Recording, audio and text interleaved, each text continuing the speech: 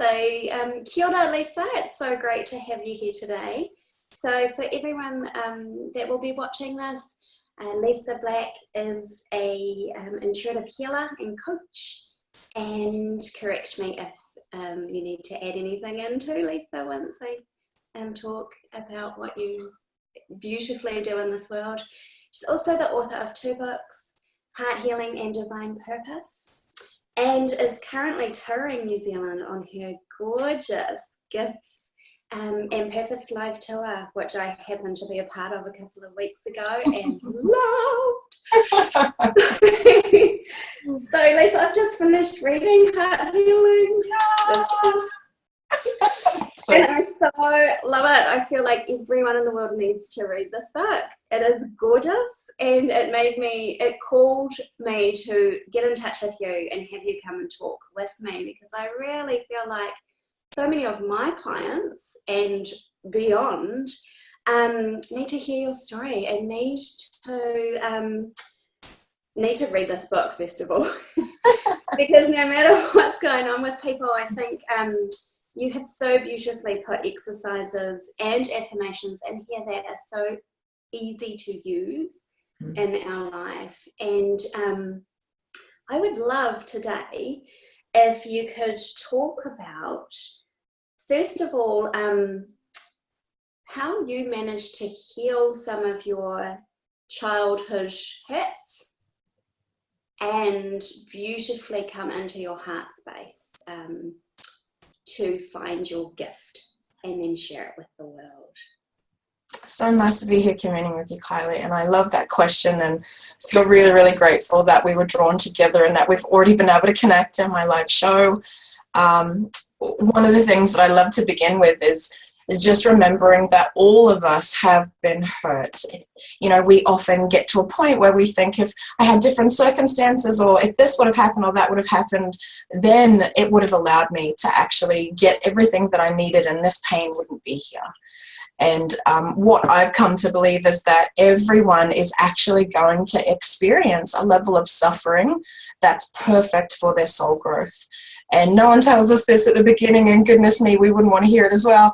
But post the experience, it's actually really, really deeply comforting to really understand that all of us have been through something that we couldn't handle, that we couldn't cope with, that kind of broke us down a little bit. And I think for me, I've always been very intuitive and I've always been very self-aware. So I didn't have incredibly reliable parents. They gave me the absolute best that they could, as I know all of our parents do, and have been amazing and perfect parents for me. But because there were certain things I couldn't rely on them for, it actually forced me into a position of 1, self-reliance, and 2, heavenly reliance. So I had a sense of knowing that there was a higher power or many people above that we can call upon. And for me, I knew that I needed them, and I had so many repeated experiences where prayers were answered, intentions were fulfilled, you know, secret dreams in my heart that I hadn't even consciously verbalized came into my world. And so that gave me this sense of real palpable trust and faith. And for me, self-healing is really dependent on our ability to trust in something greater than ourselves. And there's a very famous artwork, I'll have to put the reference details in, but it's a beautiful sculpture of a woman in a magnificent position, and it was tipped over and smashed on the ground, and then a light was put inside of it. And the cracks, she used like an epoxy or something transparent, and you know, just there's a beautiful quote from Rumi that says, "Our wounds are where the light gets in." And what actually happens for all of us is that we reach these moments where we individually can't actually meet that moment. And it's devastating. And we actually all know that space. But I think for me, recognizing that we are meant to utilize that space in order to more deeply connect with ourselves and who we really are, not on who other people have treated us as though we are. Yeah. And how did you come to experience that deep understanding of who you really are? I don't think it ever happens in a moment. I think we wish it did. Do you know what I mean? We're all really hungry to know who we are, and I want to just figure it out. And it's like this problem that we got to solve. And for me, it's India Ari uses, I'm a 10,000 petaled flower. And for me, it's an infinite unfolding. So as much as I've come to learn and know the truth of who I am, I also anticipate that that will be an eternal journey as well. And so I think when we don't expect it to come in a moment, and there's a feeling that I use to confirm when we're in our truth and in our alignment. And for me, it's peace. That any experience or thought or feeling that generates the feeling of peace actually confirms that we're in our truth. And it's very scary for us, because for me, my self-healing had to allow me to shed a multitude of identities that I thought were who is all I knew of who I was. I'm the eldest daughter, I'm an Australian, I'm a Latter-day Saint or a Mormon, I'm now working as an intuitive healer, I still go to church, but I've had to shed so many forms of identity, and that's very, very scary. And this is why we can't actually do it without some sort of a connection. And some people that I work with, it's angels or guides or ancestors or Mother Earth or Father Sky, or Papa Tuanuku. There's so many things outside of us that's a benevolent, loving force. And if we can tap into that and actually recognize that we are being seen, we're being watched, and we're being guided, then we can actually start to surrender to the process. And it becomes fun, because it's bloody terrifying to begin with.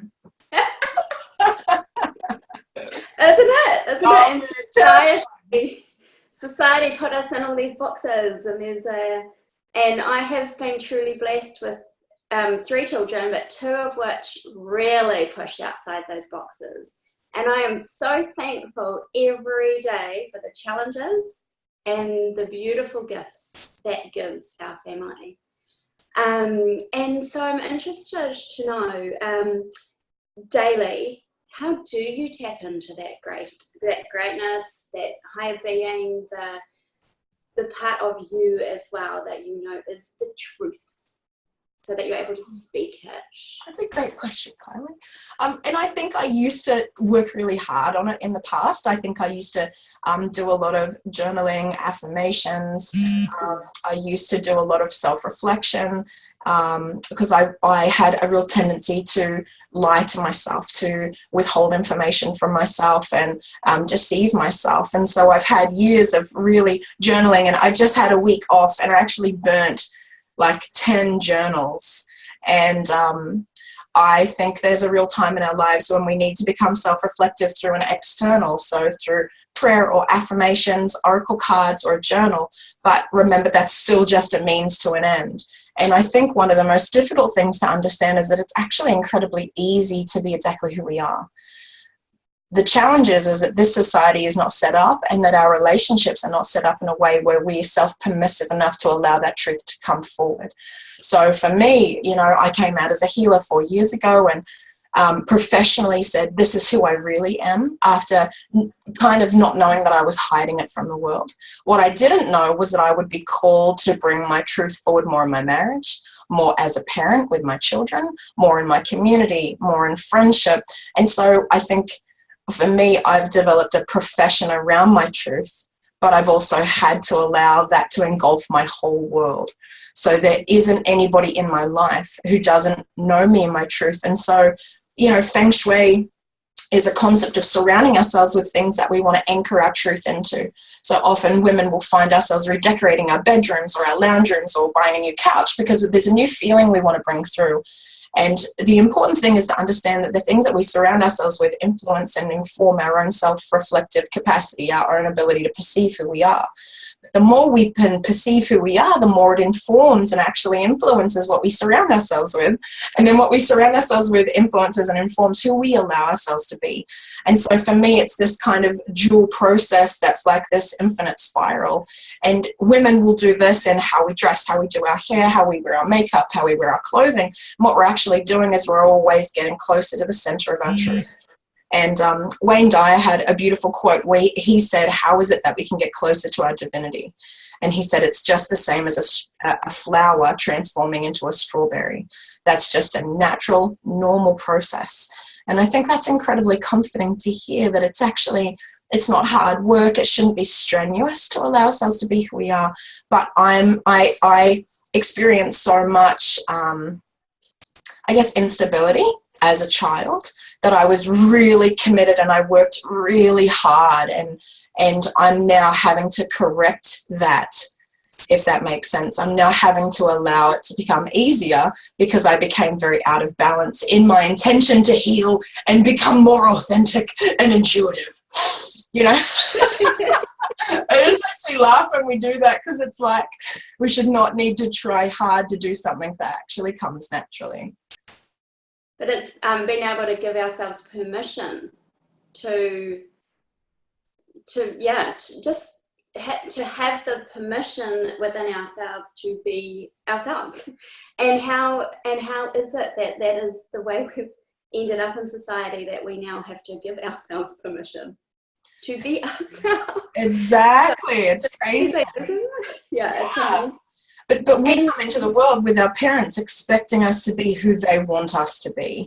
Yes. And there is a new style of parenting coming through, and that's absolutely my style of parenting, is to actually witness and observe the souls that I've been given. That's my responsibility and stewardship to protect and provide for, to nurture and actually permit them to become who they will be, or more importantly, express who they really are, rather than setting expectations and limits. The whole nature nurture thing is really interesting, and increasingly studies are actually showing us that nature is predetermined. These precious souls are coming to the earth absolutely predefined, and there were ways that was very authentic for me to be as a child, and there were ways that were stifled, and there were expectations placed on me that caused me to go out of balance, and I've had to correct all of those. Do you know what I mean? And bring it in.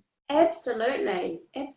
And that stifling leads us to act out in ways that it's a cycle, because then we act out in ways that our parents don't like, and and so that's my calling, is to support families now with that going on. So I heal the parenting wound in parents and help them become aware of who they are as well, so they're able to teach their children and coach their children to be who they authentically are too. And I wonder, when you are in a moment with your children and you are so challenged by what is going on with them, how do you personally get into your heart space to be able to ride the storm, see it for what it really is? What have you learned within your journey to be able to stay a calming or supportive being? and also, because we all do fall into our pattern anyway, and we're triggered by our children, and they bring out things we didn't even know were there. Our own mothers and fathers within us. Absolutely. Yeah. Can you share, your journey in that way as well? Sure. So I currently have a 5-year-old and an 8-year-old, and I really do believe that our children are our most profound teachers, that and our partner, that we actually want to have souls in our lives who actually reflect the shadow aspects or the disowned parts of ourselves. And so I think for me, getting to our heart space, I never go there straight away, of course. For me, when I'm triggered, I'll either walk away and I'll actually say, I need a bit of space. I can see that this is a challenging moment for me. I'm actually going to need to come back to you in a few minutes. So I walk away. If I can feel that I'm going to say something that wouldn't be from my truth, I'll just walk away, and they understand that. Other times I've told them the truth and I've said, this is really challenging for me. I actually don't know what to do right now. And I'll actually tell them the truth. As parents, we don't like to do that because we want to make out that we know everything. And I'm like, man, I don't know everything, and you better get with that, because when you don't know something, you're not going to expect anything of yourself that ain't there. I think the third approach that I have is I break down. And so I will cry, or I will just sit down and I'll just say, I actually need a hug right now. And one of the things that really helps me as a parent is to remember that I'm not actually above my children. I'm not actually more advanced. I'm not actually more knowledgeable or wise. I have more chronological experience than them, but they're actually my equals. And while I have a responsibility to protect and provide for them, I'm actually just a child myself. And I think when you see yourself on the same level that I'm a beautifully flawed, magnificent human being, then it makes this space where sometimes my children help me.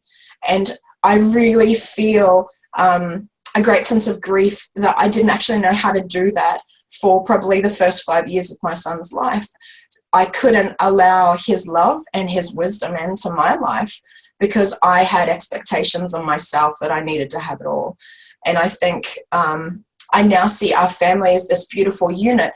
And there are things that my husband can't do for me. For example, when I'm sick, he's not incredibly compassionate. He doesn't know how to go, oh, how are you doing? Can I get you anything? Do you need a cuddle? Whereas my son just comes in and just does that effortlessly. And it caused a very big rift in my relationship with my husband at one point, because I'm like, every time I get sick, you aren't here for me and I don't feel loved. And then my son heard us arguing and he's like, what's going on in here? And we were like, well, Daddy isn't being very kind or caring towards Mum. Daddy, you need to take good care of Mummy when she's sick. And he came over, Mummy, are you okay? Is there anything that you need? I just burst into tears and I'm like, oh. And I was like, but in that moment that it was so effortless for him, I had been verbally asking my husband for that for years. And what it really landed into my heart was that my husband didn't get that. It's not his natural disposition, and that he was trying his best and just missing the mark, and that I can't actually grill him for that. And so I think for me, the best way to drop into our heart space is to actually be a human being and actually permit yourself to have a true, authentic emotional response. Your children need to know that you have feelings and that they need to see you walk yourself through those feelings, because a lot of the developmental challenges that children come up against is an inability to express their true, authentic emotions. And there's all sorts of coping mechanisms and dependencies that we form in order to cover ourselves. And that was what I had. That was what my overeating disorder was. I later on had an undereating disorder. Then I developed a binge eating disorder because I didn't have the ability to be connected, honest, and authentic with my true feelings. So that has all gifted my family now with a culture of openness, honesty, and transparency, which ain't easy. Yes, it is certainly it's a life journey, and it's a moment by moment teaching and experiencing with them, and it certainly is not easy, but it is absolutely a heart driven need in us to keep it going. Yeah. And I love hearing how your son just inherently has that, and because of a lot of the modeling you've been doing for him, of course he's learning those ways. And your husband, if he didn't experience those things growing up, then how would he know how to be with someone who's going through that time? And is you have a daughter as well, is that correct? Yes. Yes. Yeah. So, what are your children like in terms of their own gifts? Are they tapping into their own gifts as well through you being able to model? Come into your own? Yeah, and I guess, I'd love to talk about that, but I also don't want to take any credit for my son's behavior, that when he offered me that compassion and that kindness, that is genuinely his disposition. And it's innately within him. And so I guess I don't want to publicly take any credit for modeling something that he's replicating. I kind of want to go, and I think this has informed my work so much that when I do my live shows, I literally want to use my psychic knowing to be able to relay to people the truth of who they are, because I want to short track something that has taken me my whole life. I'm 35 now, and I feel like I'm pretty connected to who I am, and it's still an unfolding journey, but I trust it now, and I've got a lot of self-permission around it. And my children have been glorious teachers, and my son is very adventurous. He's a natural scientist, so he wants to understand the parameters. And he's the sort of child that we need to show him where the parameter is, and we need to have a contingency when he goes outside that parameter. So we don't tell him where the edge is. We could take it in a little bit knowing he's going to actually overstep that parameter. And that's really vital that he had a lot of support to indulge in leadership, problem solving. He actually loves to come up with his own hypothesis. And he's very, very intelligent. So he's 8 now, and he can come up with his own ideas. He's generating his own kind of philosophy on the way something is. You know, he'll ask us a question. We did homeschool for 12 months last year. And so he'd ask a question, and we'd give a response, and then he would reply, "How do you know that?" Yeah, now I didn't learn to do that until postgraduate university. I actually graduated with a degree of world politics. And I didn't learn that level of critical thinking until I was, 2021. And this, like, he started doing it at 5 and 6, where it's like, how do you know that? And show me the evidence, show me the proof. So really, really interesting child to support, given we're a very faith-based family as well. And so he said to us one time, "I don't know if God is there." And we said, "That's okay. Do you want to find out?" And he said, "I want to know whether he's real or not." And we said, "We support you in that." So it was really, really important that because he's such a scientist, that we didn't pitch the blind faith jargon that would have actually disabled him from finding his own faith. And what he did was he observed us, and when he was ready, he actually would pray and ask for the things that were important for him. And when his prayers were answered, he would go, "I know that God's hearing my prayer because this happened." So it's still an evidential procedure. It's still I asked for this, I got this, I know. And he will have already over 100 experiences like that. So I was really concerned, as a very deeply faithful mother, I was really concerned about how I would support my son.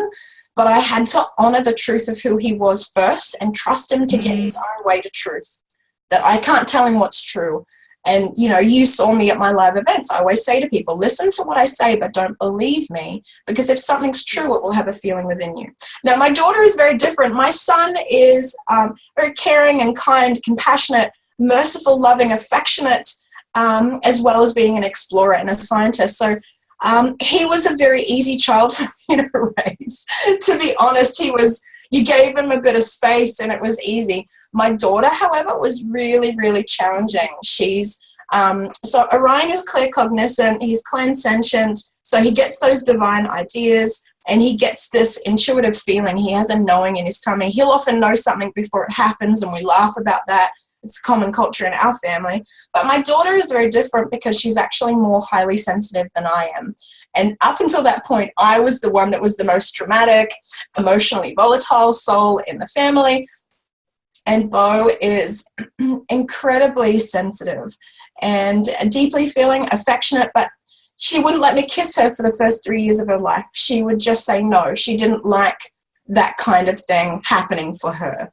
And so I had to really respect her wishes, that for me, if she was brave enough to articulate like no kisses, I had to stop. And so I think she was about 3.5 or 4.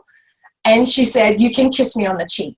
And so I get permission once a week or a couple of times a week to actually give. And I ask, I'm like, "May I give you a kiss on the cheek?" Because I'm very affectionate and demonstrative as you are. So we get along great because we're like, "Oh, love."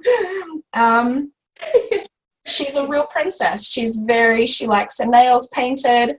You know, I'm a feminine woman, but I'm not very princessy. I don't have that level of requirement for beauty and aesthetic and precision. She needs things very ordered, very organized. She needs routine that runs consistently all the time. I'm very ad hoc and organic. So it's definitely required more from me to adapt to what she needed as a child to become an effective parent for her. So my husband and I have different forms of parenting that we give to both of the children, which, you know, gosh, there's so much to talk about here, but that's in essence My daughter is empathic. They're her strongest gifts, that she's highly sensitive and empathic. So I'm very deeply affected, doesn't like crowds, and actually only lets very few people into her heart. That's all she feels safe enough to accommodate, and I really respect and understand that. Loves to give gifts to show affection. That's difficult as a child when you don't have any money. And so I was just saying to my husband last week, Bo loves to share her love through gifts, and we actually need to allocate a budget for her to express love in the way that she likes to go to a shop, she likes to buy something particular and then present it to you. And that's her saying, I love and adore you beyond words. And so for me, it's about giving the children an outlet to actually express and articulate who they are, because it's priceless, it's so precious, and it's so very sacred. Yes. And so what brought you to the understanding that, because this is very much conscious parenting you're speaking of, what led you to understand conscious parenting intuitively? Did that happen slowly over the first 5 years of your son's life, or did you have moments that kind of showed up for you that went, hold on, I really need to change the way this is my connection with them, because maybe I'm blocking, can you talk about that for us as well, please? I think for me it really began with marriage, and the real instigator for being conscious in marriage and conscious in parenting was actually really, really partaking of the shadow examples that I'd been blessed with. So when you look at your own wounds and you actually really address where your needs were not met and what deeply hurt you, you can actually transform that into really profound wisdom around who is going to be an ideal partner for you. My parents basically argued my whole first 17 years. They separated about 5 times, frequently when I was a little girl under 5, but then once my 2 sisters came along, they were together, and then they separated when I was maybe 13 or 14 for almost 2 years, but then they decided to get back together and eventually got divorced at 17. And, you know, we tried to do our best to uphold this damn nuclear family unit, and they both gave it everything that they could. You know, this is where my tuition and healing really began, because I sat by my mother and father and I really witnessed their wounding. I witnessed their suffering. I knew what they were thinking and feeling in an argument. And I actually had a really big issue of inappropriate responsibility. And this is very, very common for empaths, is that we actually think that the problems that are presenting around us are actually our fault. And so I did everything in my power to counsel with my parents, to serve and support both my mother and my father. I had a very inappropriate relationship with my mother that was emotionally akin to a marriage. I was her emotional support, and that was inappropriate for me as a child. And I understood my parents so well, and I would, you know, do something like what I do now, but it was nurturing and supporting them. And they would do better, but when they were back together, when we feel injured, our natural response is to injure the other. And unfortunately, neither of my parents were conscious or aware of the wounding within one another and what statements would actually trigger those deep hurts. And I was very conscious of all of that. And so leaving the family unit where I didn't have any stability, my number one core desire was stability and some sort of a sense of safety, or I think mutual communication and understanding. So I dated around 50 men. I was a serial dater. Sometimes it was one date, sometimes it was 5. There's lots of my dating stories in my book. So good. But it's good because, you know, you can really see I was on a mission to find someone where I could have mutual respect, mutual honor, mutual understanding. And my husband and I are preparing a holiday to celebrate our 11th wedding anniversary coming in this August. And I think for me, we had a very conscious relationship from the beginning as we both started to unpack some of the wounding that were from the examples that we were shown. So I saw how my parents unknowingly undermined each other and made a conscious promise to only ever speak highly of my husband and only to build him up socially, that I was never to speak ill of him socially, which is a common habit amongst wives and women sometimes, to speak ill of our partners because we don't want to actually face up and tell them to their faces, which is the only place where change can happen. So I was blessed with such dramatically painful examples as parents that it actually leveraged me to discipline myself, to develop an ability to be transparent, to actually talk about my feelings. You hurt me when you said this. When you said this, what did that mean? And that influenced our marriage. I think we had been married for 3 years before we had our son. And then once again, we're like, next layer. All right. Oh! And, like peeling an onion, isn't it? You peel the onion.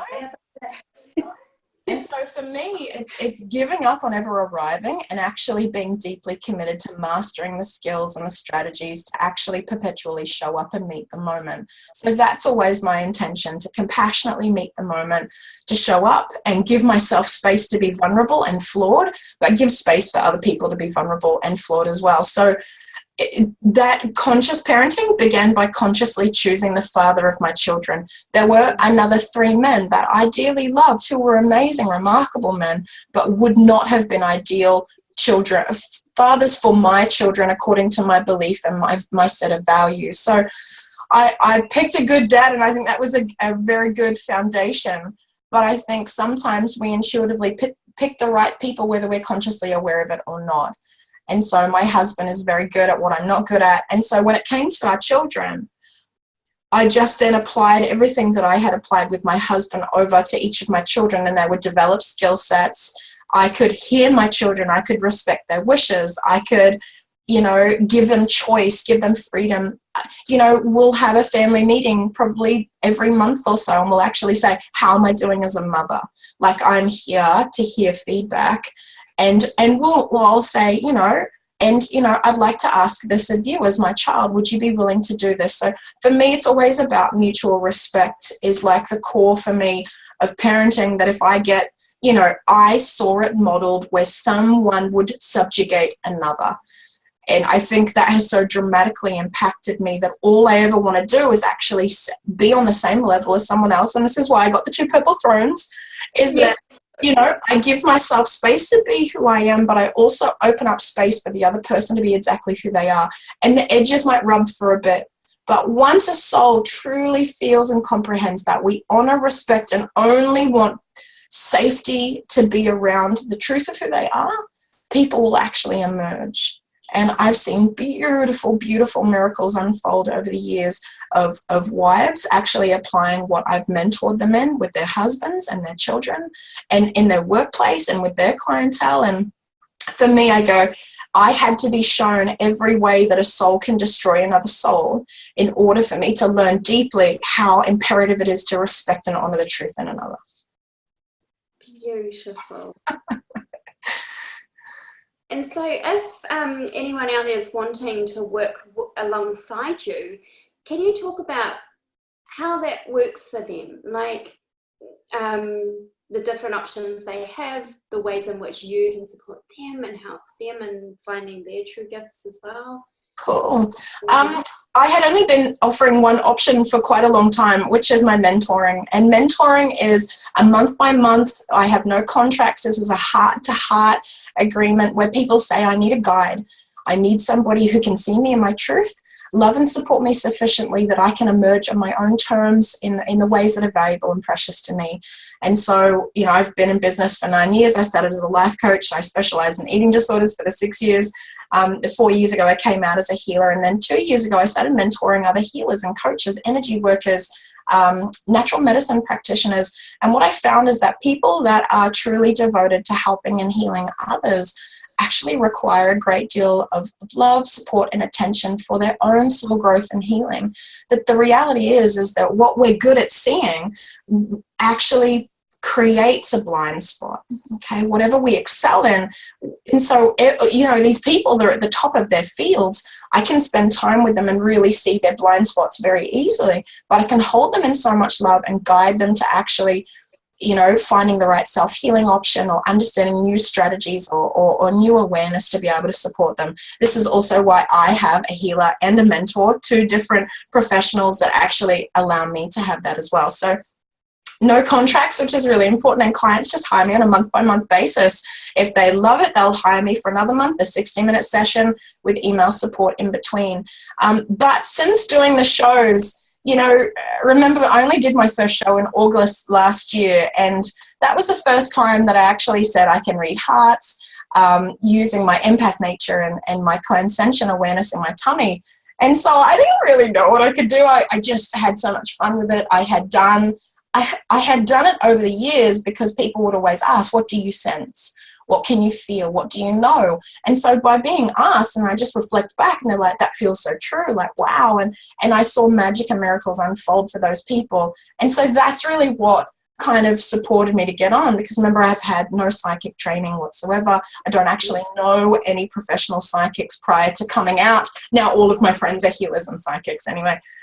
And so now I also offer a heart reading, which is a once-off 30-minute appointment where people can bring specific questions, but I can also really tune into what they need to hear.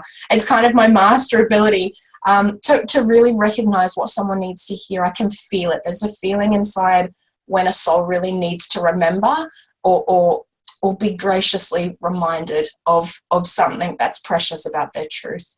And so for me, it's really precious. I feel very fortunate that I have been booked out for over 3 years now, and I think it's because we are all so deeply hungry to know the truth of who we are and actually be loved for that. You know, what I do in my live shows now was actually everything I was criticized, abandoned, and rejected for as a child. So when I'm up on that stage and I'm being gregarious and entertaining and jovial and loving and expressive, that was everything that I was scolded for, disciplined for, put down for, you know. And so I think there really is this beautiful coming of the circle where we need to understand that the beginning actually sets up a glorious finale. And I think as we really understand that, it helps us to make peace with our past and actually learn how to work the angles to step into the wisdom that granted us.